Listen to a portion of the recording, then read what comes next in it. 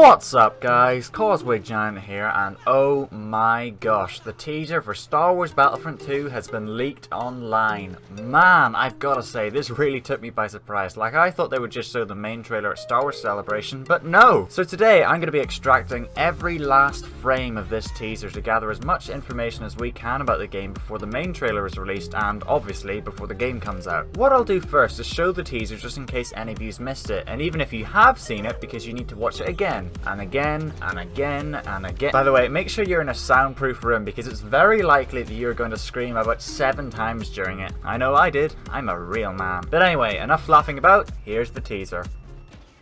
I still remember my last orders. The day the real war began. Avenge our Emperor!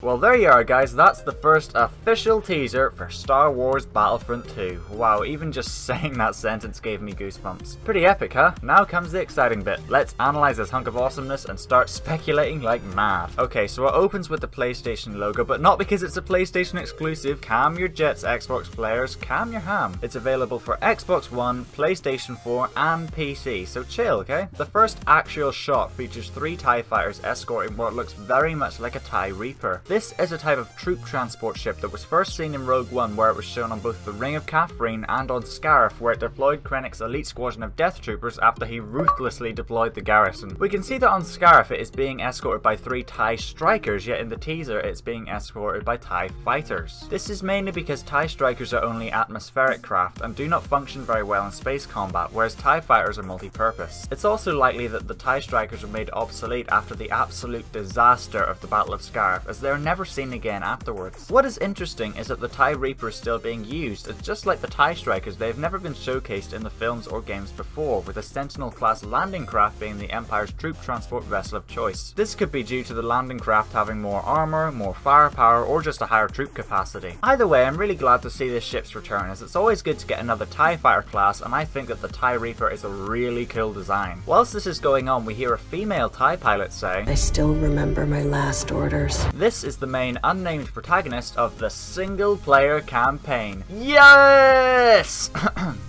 Sorry. And alongside the next shot of her and her squadron witnessing the Death Star 2 blowing up from Endor's surface, this is very revealing as to what the campaign will be about. It shows that the focus will be on this TIE squadron after the events of Return of the Jedi, where the order and discipline of the Empire prior to the Death Star 2's destruction is gone, where she says, I still remember my last orders, and the next line of, The day the real war began. Reveals the absolute chaos that is about to unfold for the Empire. See, the post-Return of the Jedi era is a reasonably unexplored area of Star Wars canon, apart from 1 or 2 books like Aftermath. But just to quickly sum it up, with the loss of both the Emperor and Darth Vader in the Battle of Endor, the Empire caved in on itself, where many Imperial officers took their fleets to try and seize control of the Empire. It's pretty much the Star Wars equivalent of Game of Thrones. But her line, the day the real war began, really outlines how crazy this is going to be, and I can't wait. I think that this is the perfect choice for a single player campaign, and I am so hyped. OMG. Following this, we see a TIE Fighter, which is most likely hers, flying through a vast amount of space debris. On the right there is a Star Destroyer, well, at least half one, cue obligatory Obi-Wan gif. So this is probably the aftermath of the Battle of Endor, with most of that debris being the remains of the Death Star 2. And just a little side note, yeah, the rebels won the Battle of Endor and they're all celebrating at the end, but this should all be very short-lived, as when some of the large pieces of the Death Star 2 and other massive ships start falling down to Endor, just like the dinosaurs, it would cause an apocalypse that would absolutely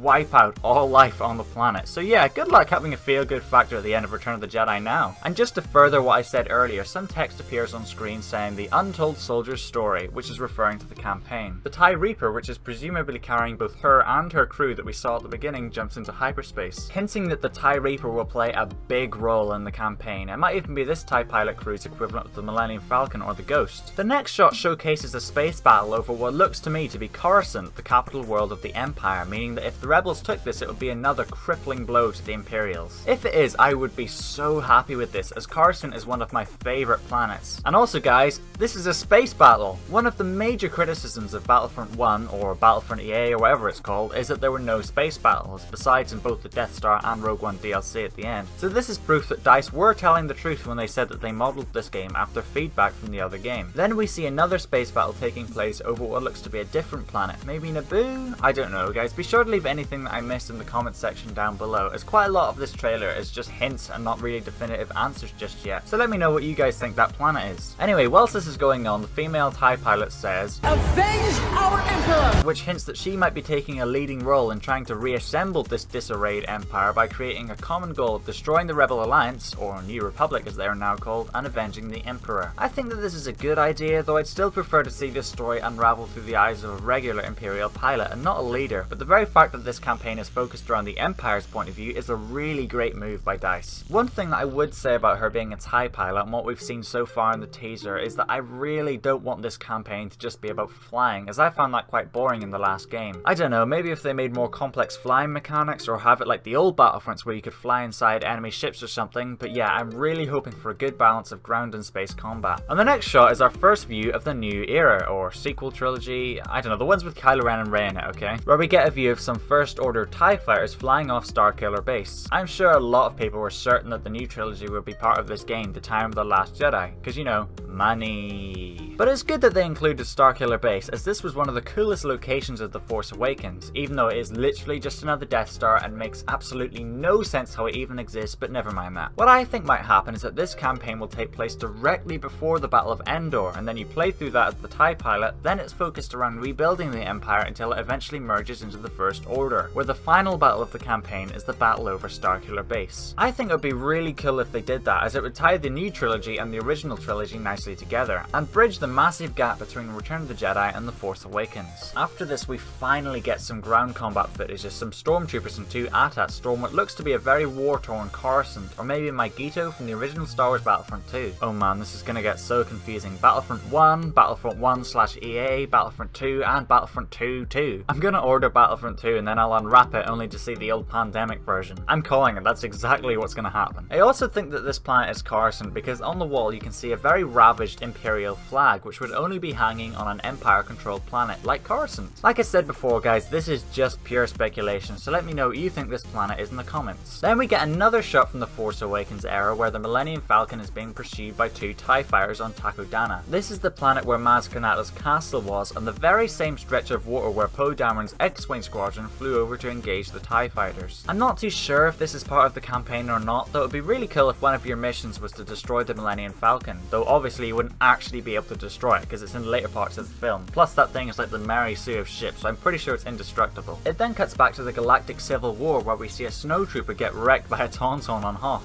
I never thought of using Tauntauns like that, but damn, that must have hurt. And also it must have been pretty embarrassing for that elitist snowtrooper being ran over by a Taun-Taun, but I'm not even gonna question Stormtrooper incompetence anymore. I mean, he's facing right at it. Surely he could like sidestep or just shoot the thing in the face. No?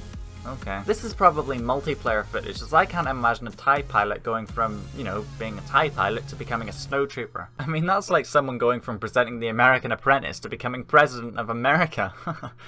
Oh wait. And then here comes the bit where thousands of nerds all screamed out in disbelief all across the world. Across all eras. All eras. I was like, wait, all means...